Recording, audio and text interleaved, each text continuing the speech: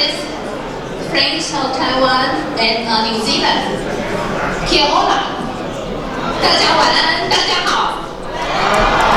大家晚安，大家好。Thank you so much for joining us to celebrate the 111th National Day of Republic of China, Taiwan. We will come again. We will meet again as the then Queen Elizabeth broadcast to the people when coronavirus outbreak in 2020. I am particularly delighted tonight to see every one of us gathering and meeting here again after COVID has prevented us to physically celebrate our National Day in the past 2 years. It's so wonderful that we are all here to celebrate our nation's birthday in jubilation, as well as to witness the resilience that if we are all united and resolute, then we will overcome all difficulties. In the past 2 years, it is indeed a great challenge that COVID can bring to all of us. However, Taiwan has shown great life and vitality that a population of 23.5 million, the similar size as Australia, Taiwan has become the fully fledged democracy and a very dynamic, fully free civil society.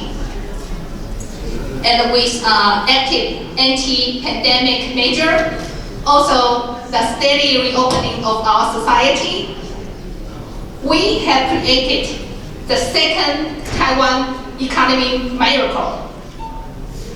This year, our economy, in the past 2 years, our economy continued to soar, even to double our economic growth rate to 6.45%. It hit the highest in 11 years and also ranked the first among the 4 Asia tigers. Our private investment also exceeds $130 billion for the first time, and it has been with the investment rate to 6.93%, is the highest in 21 years. The value of our export and our export order both also hit the highest in the past year.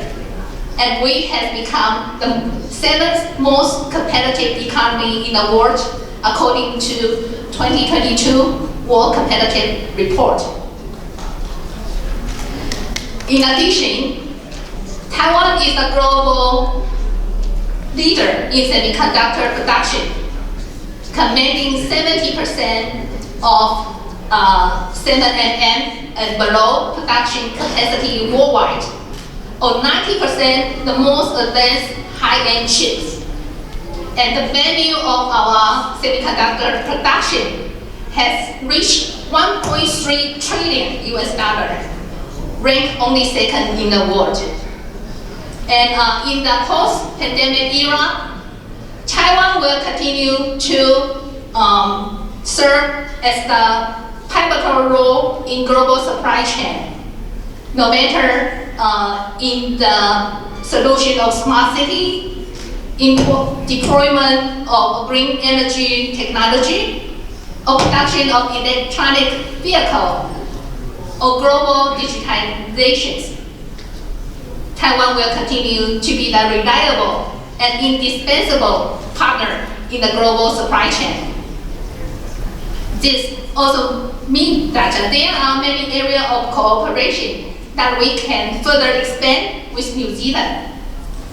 Since 2013, Taiwan and New Zealand have signed FTA. And ever since, both sides have benefited tremendously. Last year, we see New Zealand export to Taiwan grew 27%. And Import from Taiwan grew 48%. Then two-way trade for the first time succeed 3 billion mark. And Taiwan has surpassed UK and Indonesia in June this year, moved up to become New Zealand's 6th largest export market. While the world is heavily interdependent, Taiwan will continue to implement the new southbound policy to expand exchanges and collaboration with the partner countries, which New Zealand is also one of them, in economy, trade, technology, culture, education, and so on. Taiwan has also applied to join CPTPP in order to merge into the regional economic cooperation framework. And we have made many efforts in regulatory or institutional preparation in order to join the CPTPP. And we genuinely hope New Zealand, as a member and depository for CPTPP, can also support Taiwan's bid. And COVID clearly demonstrates that any loophole can cause serious consequences for the world around, reminding us that an international institution should let no one behind. The world needs Taiwan as much as Taiwan needs the world in tackling all of the global challenges, no matter its public health issue, economic recovery, climate change, disinformation, transnational crime, or international navigation. So Taiwan, we would like to join UN, WHO, ICAO, and UNFCCC is a necessary and imperative. And we sincerely appreciate that New Zealand already supports Taiwan's meaningful participation in WHO and also substantive participation in ICAO. Thank you, New Zealand.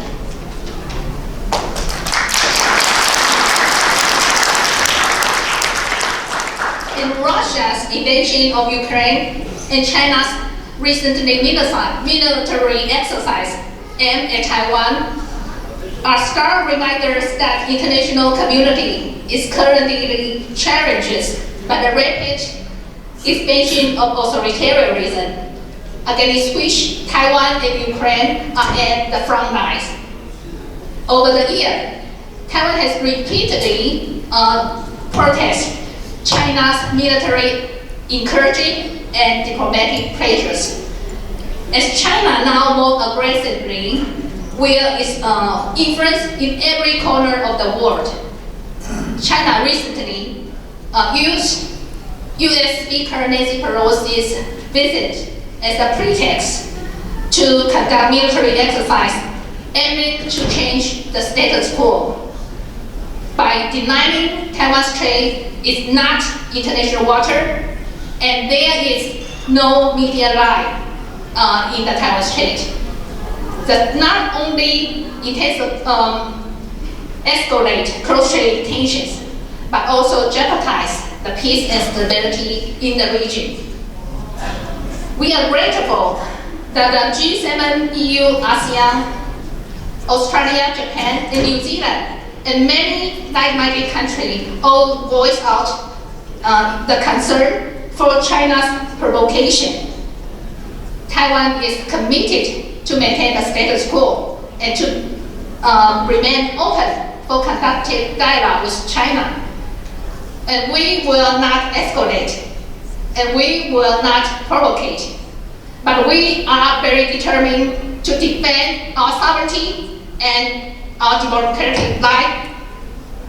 And Taiwan will continue to fortify our asymmetric strategy and self-defense capability, and working with the global democracy to jointly deter authoritarian expansion and aggression, while safeguard the rule-based international order and maintain a free and open Indo-Pacific region. So a celebration of my beloved country's National Day.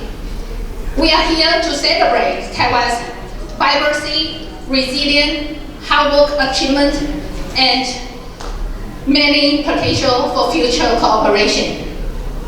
I believe that Taiwan was a force of good, and with your great support, we will once again overcome the challenge in our way and take a big step forward on an even brighter future where we can together have faith in our democracy. So again, thank you so much for your presence today, and salute for our See Taiwan, and salute for our great friendship. Thank you. Thank you, Director General. Let's welcome Brooke Van Velden, the Deputy Leader of ACD Party and Member of Parliament, to address speech. 大家好，你好。